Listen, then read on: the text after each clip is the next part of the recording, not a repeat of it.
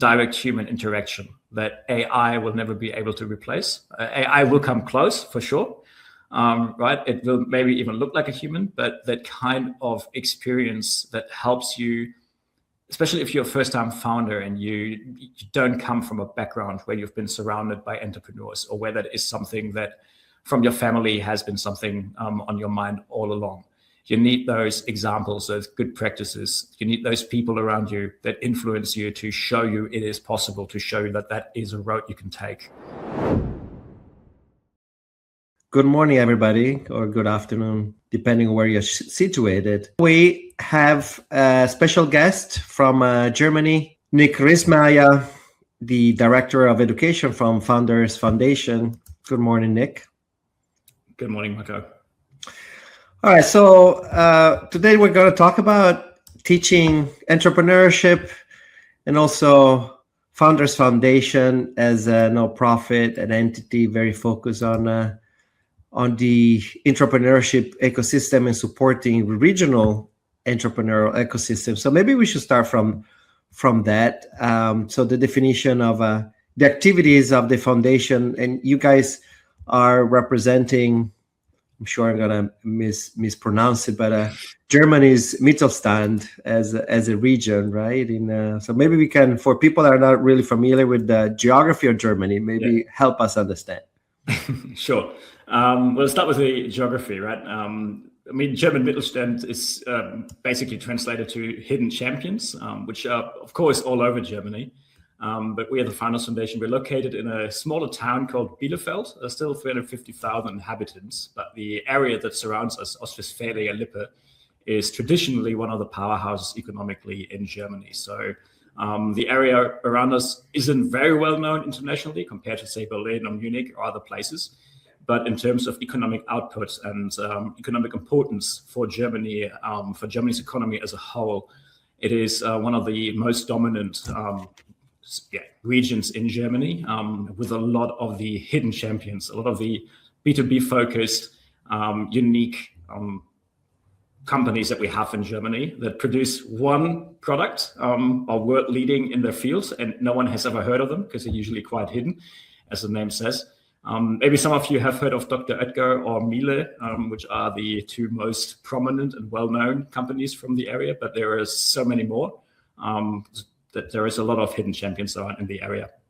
Yeah, so you would say is manufacturing the core of the industrial ecosystem? Indeed. The industrial ecosystem here is very much focused on production and manufacturing, electricity engineering. If you go deeper down into certain fields, so any one of you charging an electronic car, an e-car, you probably have components made in Ostwestfalia-Lippe, in the region here, somewhere built in your e-charger. So your charging stations, your Tesla supercharger probably has something built in from the region. Got it. If you look at a map, I mean, again, sorry for if I'm missing some of the geography references here, but this is a region where probably the two largest cities in between are Hannover and Dortmund. Is that right? Yes, you can pretty much draw a circle between, and that's where the region is. Okay, excellent. All right, so tell us a little bit more about the genesis of the foundation. I think was created around 10 years ago today. Why and how? Indeed. Yeah, we actually had our birthday celebration this morning. So we turned 10 years. Oh, wow. Well, look at that. Yesterday. So I'm pretty proud of that moment. When we started out in this area, so Founders Foundation, we're a non-profit, and we started out on a journey seeing that the region around us had a very strong entrepreneurial output about 150 years ago. A lot of the companies that are existing here are family-led companies in the third, fourth, or fifth generation. And there used to be a lot of entrepreneurial spirit in this area. However, when we looked in the region 10 years ago, we saw that the startup output in general was relatively low. So there was maybe 10, 20 startups in total. There aren't really actual numbers, but there was a very, very low base coming from an industrial powerhouse like the region is. So we saw the need to start and get started in producing more startups for the area and focusing on entrepreneurial education to enable the next generation of founders and the next generation of those Mittelstand companies and family-led companies in the area to actually get going and start with innovative ideas right here in the industrial heartland of Germany. And how did it get started? I mean, you mentioned that it's a not-for-profit. How is the sustainability of the foundation? Is that membership base? Is that support with the region? How do you sustain the infrastructure? Indeed. So we're fully funded by the Bertelsmann Corporation, Bertelsmann Media Publishing, probably a well-known company. They're located in Gütersloh, which is also not too far away from where the Office of Founders Foundation is located. And the Bertelsmann media company has a Bertelsmann Foundation, right? And the foundation in and of itself also has an educational focus. And one of the family members of Bertelsmann already 50, 60 years ago mentioned that the biggest risk for an entrepreneur is not taking any risks. And he was very much focused on also educating the next generation in the family as well as above and beyond of that. So following in that footstep and following in the same spirit, the Bertelsmann Foundation enabled us to fund Founders Foundation and to get going with our mission of educating the next generation of entrepreneurs in the area. And I think then the effects to the local region really started showing up. So also one of the reasons why we're having this conversation is because you guys have been among the organizations that got awarded in the latest Startup Ecosystem Stars event back in December of 2025. And really the idea is to recognize entities that are having a significant impact in their territory when it comes to entrepreneurship and innovation. So I think you're very proud of what you guys have built, and today entrepreneurship education, I mean, it's something that obviously is not new. You claim your approach is very different, it's very distinct from the traditional venture client or scouting. So help us understand how you do things. Yeah. So we have a two-folded approach. On the one side, we do the traditional entrepreneurship education, and that indeed is not very new or significantly different from other places. And on the other side, what we did build up is the Hinterland brand and the Hinterland Alliance, also the Hinterland of Things conference in Germany. This year, going into the 8th conference in total. And the approach is basically to connect all of those hidden champions and the German Mittelstand with the next generation of founders. Because what we saw is basically we can't compete in Bielefeld and the surrounding area with like an ecosystem, say like Berlin, all right, where you already have thousands of startups, or if you go to Munich, where you have a talent pool of great talent output from universities that do cutting edge research. We do have some universities here, we do have some startups here, and so on, but it's not our strength to compete on the same level and in the same field. But what we did see was that we have a unique advantage most other ecosystems do not, and that is the closeness to all of these companies, the family-led companies here in the area that do cutting edge innovation in their small little fields, but also need help basically to remain world-leading companies, to remain sustainable and innovative. And they need that support in collaboration with startups. Now, what separates this approach from, say, a typical kind of venture clienting or venture scouting approach, for us is we put the educational approach first. So we do not really go into the companies and ask, what kind of startup are you looking for? Rather, we enable those companies to educate themselves on how to become more innovative and also integrate them into our educational approach. So when you see the startup lifecycle, we do not wait until the product is done, until we connect to the companies. We do that connect very early on at a stage where you can't really make a profit from it.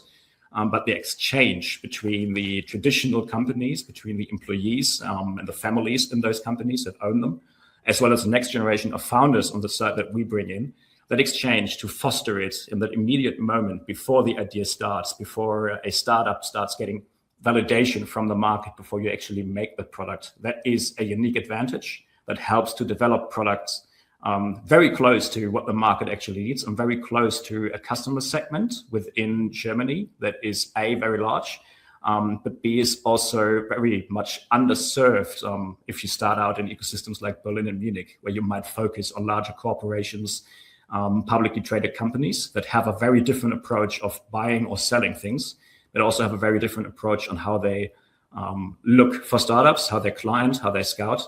So there is a very unique thing that is unique for Germany in general, because we have a lot of those family-led companies.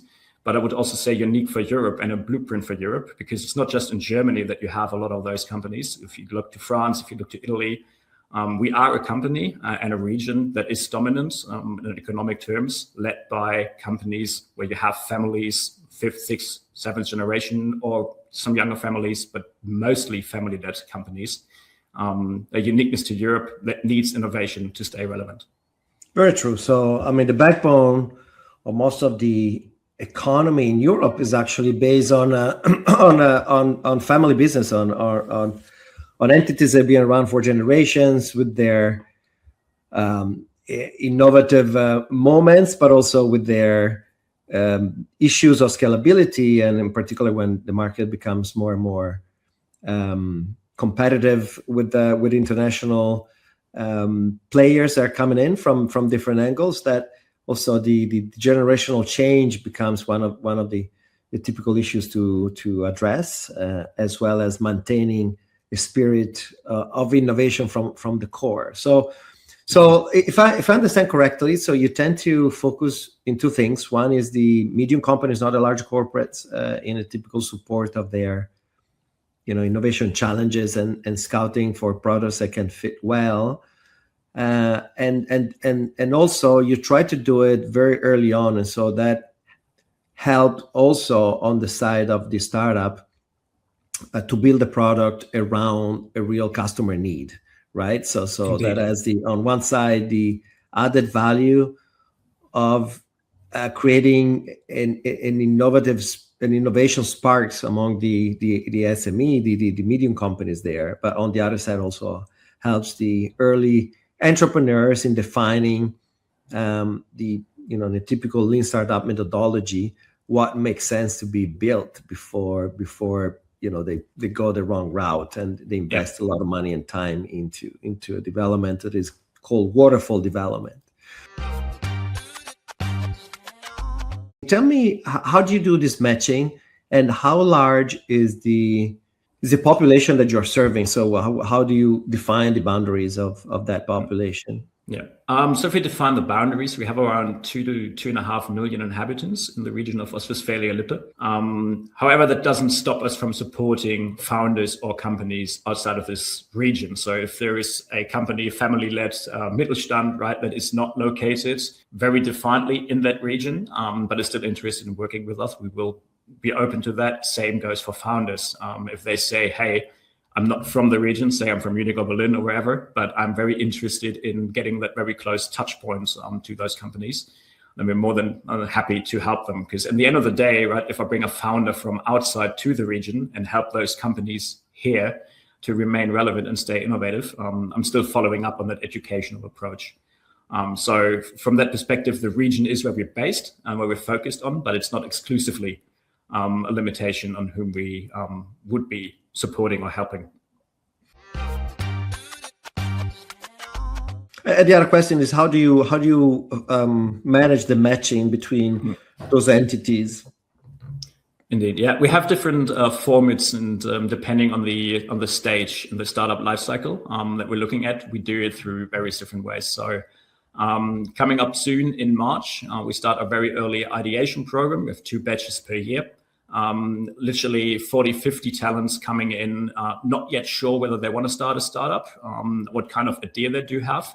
And what we do is we do match them already at that stage with ideas coming out of these companies. Those are not necessarily very much refined ideas. Those are things to look at, market opportunities, certain technologies that might be interesting to look at if they can be applied to challenges that arise within these companies.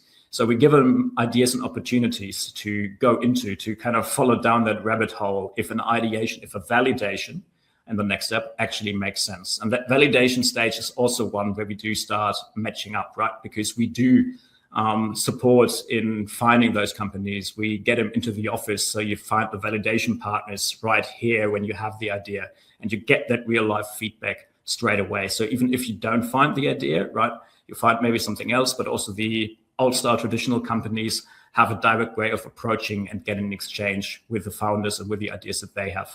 And then when we go down further into the line, we have an incubator program and an accelerator program. And depending on the stage, we start to make sure that pilot stages, pilot projects remain relevant within the incubator program. Once validation is done, when they start getting the product set up, quite often we do see that from the validation partners already one will be, hey, if you start developing it, if you have your MVP, come back to me. We'll see if it works. And from there on, the later stage that we match is within the accelerator, where we have a very unique concept, corporate sounding board. The name is probably used in a lot of other places as well.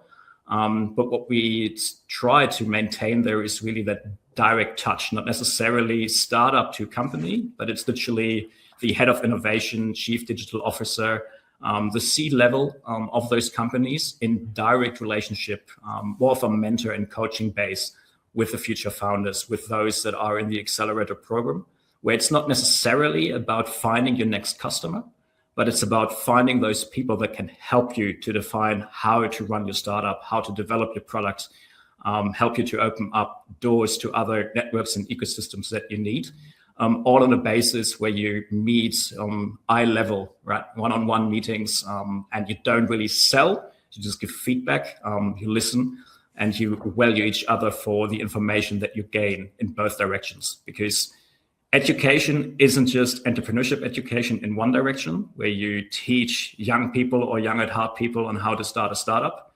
Entrepreneurship education also goes in the direction that you have to maintain that innovative spirit and the educational hunger, I would even say, within old style industries and economies to stay relevant and to stay innovative and to continuously adapt and to change and to see what's out there and what is possible.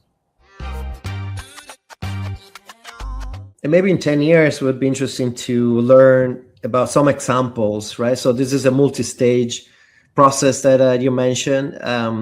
Give us some examples, some successful stories of, obviously there's an intangible, harder to measure effect in the territory, right? Is really the disengagement and at core of being focused more on innovation on both sides of the aisle. So both on the traditional companies and obviously reinforcing the reason for starting new ideas and new startups. But also there must be some tangible results. So maybe share some examples of success stories, and then we can talk about measurability, but maybe examples would help. Yeah, of course. So if I look at the meta level, right, from, as I said in the beginning, like maybe 10 or 20 startups in the region, we're now looking at around 380 in total in 10 years, which is quite a success story for a region that was a startup desert. And if we look at all of Germany, what we're very proud of, the German Startup Association, they do a response every year looking into various different ecosystems, how well those startups cooperate with corporations and with the Mittelstand. And our region is leading at that. So 60 to 70% of the startups here have direct relations still on a B2B context, working together with those industries, with those companies, right? So those numbers give us a bit of a proof that we're going into the right direction. And then if we go drill down into certain stories, so one startup from a very early batch, I think 2018 or 2019, Value Desk, right? They created something here that is very unique story-wise for how we approach things. So one of the founders, he left his company after 20 years of work experience, had an idea in mind. He had a problem that wasn't solved. He saw it, had an idea in mind. We matched him within the programs with two techies. Together, they started out a startup that is still successful, still running. They're located 500 meters away from me right now. Don't really know. I would have to look up how many employees they do have at the moment, but they're quite successful and they enable companies in this region, but also, of course, outside of the region, to drill down in their own data and use industrial data that they do have to become more profitable, which is the best approach really to stay relevant economically, because we do have a lot of challenges in Europe. I think that's clear for most people in Europe and beyond. And if we really want to take that step to stay relevant in the future and remain an economic powerhouse in so many various different levels, then we need exactly this kind of cooperation and collaboration between new ideas, startups, and the old economy. Because we can't just renew everything. We can't put a way forward where we say, forget everything that was done before, and let's start out all tech or all kind of Silicon Valley vibes. We need to look into the strength that we do have, that is production, that is manufacturing, that is what we traditionally excel at in Europe. And we have to make sure that the startups and the innovation that we produce and the deep tech that we do have in Europe, which is our unique advantage, make sure that we stay relevant in exactly those fields. This is very true. This is one of the recurring topic that we have here in Silicon Valley, in San Francisco, when companies, regions, entities come to visit, all with the same intention, that somewhat to replicate the throughput, the success stories that that put Silicon Valley on a map for the last 100 years. But the key elements here is not to replicate, with the same footprint, because it would be impossible. It would be a recipe for disaster. But rather, go back to the drawing board, understand what is unique about my own ecosystem, and how can I implement strategies where, similar to what a startup has to do, I find some unique areas of development. What are my strengths, and where should I be different? Because today, the market of innovation is more and more connected, is more international, is a tournament that is open for everybody, and more understanding first what is unique about our history and unique moments of development is the only way then eventually to stay relevant. Otherwise, everybody's trying to focus on the same models, the digital apps and whatnot, and become impossible then eventually to compete with the ecosystem that have scales of difference of funding, for example, or exactly, density of entrepreneurs, etc. Let's talk a little bit, zooming out, about Germany in general, right? Germany has always been at the core of the industrial tissue of Europe. In the last few years, obviously, with a lot of challenges ahead. Berlin has been on the map for a long time, in particular for aggregating a lot of early stage startups. Although it's hard to point a lot of success stories that were able then to scale and really become global success stories. So what do you think is Germany's issue? And what do you think it could be a solution if there is one, right? I mean, obviously that's a complex question that entails a lot of different variables. But from your point of view of somebody that is focused on teaching entrepreneurship, what do you think that is that where Germany stands today, and how do you think that it can improve their position? Yeah. Well, I think to begin with, we have the same opportunities and potential as other ecosystems. Like talent density is not different here than it is in, let's say, the Silicon Valley. Of course, it conglomerates right in the valley, right? You have more talent. Just simply, if you go to one coffee spot, there will be more talent sitting there than you might have in Germany in 10 coffee spots.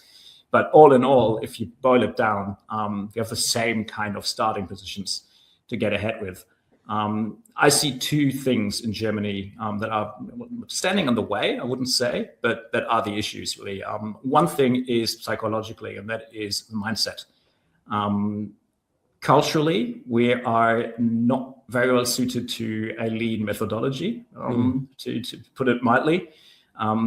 Germans traditionally, and they're just generalizing, right? It's not everyone, but generalizing, are very much focused on security. And that is especially true for companies that are already existent or for people that are coming out of these companies, right? Instead of taking a risk, take the safe way, take the safe bet. You can see it at products that Germany excelled at building. We're very, very good at making products that are absolutely perfect. Right. Which is the opposite of lean startup methodology, right? Exactly. So when it says security is not social. I mean, it's not a cybersecurity, but is a mental, being stable and having something predictable, right? So which is the opposite of entrepreneurship. So that's a mindset, I guess. Totally. And you could see it's, it's generalizing, stereotypizing, sure. But if you look at the German car industry, right, great cars, but terrible software. And I think that really shows the approach of why Germany has fallen behind in the past 10 or 15 years. However, we still have all the potential in terms of talent, knowledge, density, capital markets, and so on. It's still all here. We just have to take that opportunity and start changing the approach on how we look at things. This is why entrepreneurship education is, in our view, so important, not just for startup founders, but for everyone.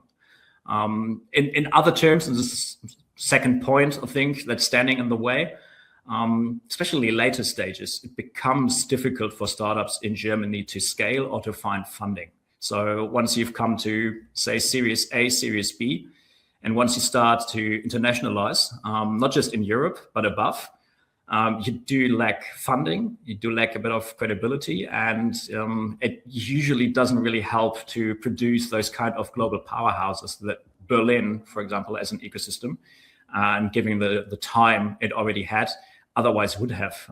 It doesn't have a very vibrant fintech scene. If you look at German startups like N26, Trade Republic, and so on, but they were only ever able to capture the European market. And I think that's also a problem a lot of European startups actually do face, which I'm not quite sure if it's a mindset game, but also if you're in Europe and you capture the European market, that is technically 27 different markets. So you're already quite busy simply capturing those smaller markets, which altogether and combined, right, are the same size as the American market.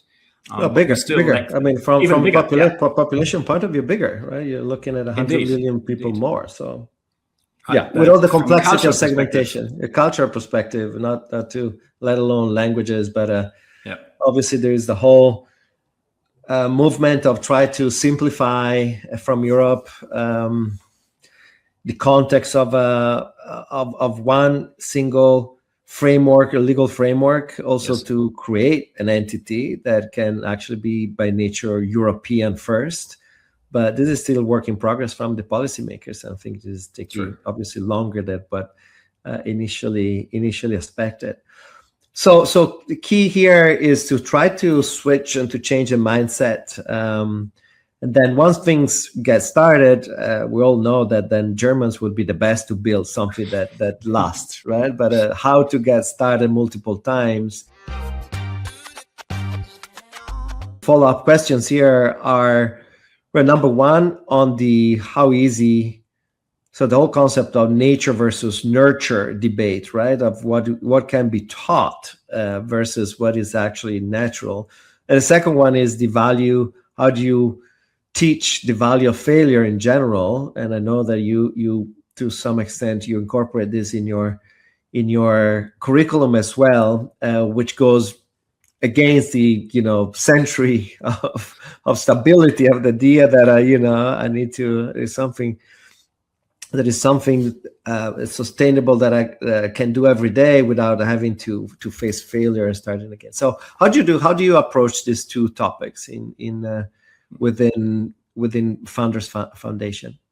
Yes, I think the most important thing is learning how to fail or learning to accept failure. I think that is the rather point. That's nurture all by itself. I see a lot of founders in Germany who had international experience, who are by default not the stereotypical safety-looking German, and are very well capable of learning with failure and being open to failure, right? Because any type of security, any type of not seeking out risk, like it's the same kind of metal. It's two sides of a coin, right? Anyone who is looking for security, there needs to be someone else who was looking for risk, because only if you take risks will you be able to create something that then will be secure. I think that is something that is quite often forgotten, especially if you're working in an existing company and you're looking for security. Someone took a risk to start that company. They might have taken it 100 years ago. They might have taken it 50 years ago, but they took that risk. So it's always been there. It's just been a bit in a sleeping stage, I would say, in Germany, simply because success is also something, and a secure success is something that gives you an opportunity to no longer seek risks. And that was different in the past, right? That's one of the points. You can teach it, but it's also a psychological thing that everyone needs to accept a little bit for themselves. It's putting, especially in our programs, we try to do that. It's putting up front that, yes, 9 out of 10 startups fail. Most of the founders, most of the people that come into our programs will not start a successful startup, or will start a startup, but after a couple of years will then realize that it's not going to be successful all the way through.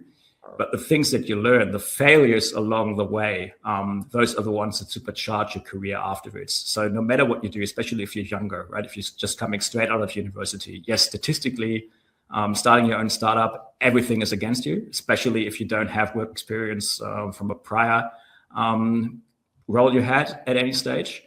But the learnings along the way about yourself, about business, and especially about how you act and interact with failure, whether it's on a personal level or in your startup, that will stay with you for the rest of your life. That is a mindset more than anything else. And that's, you can't really put it into numbers. I mean, you can try, right?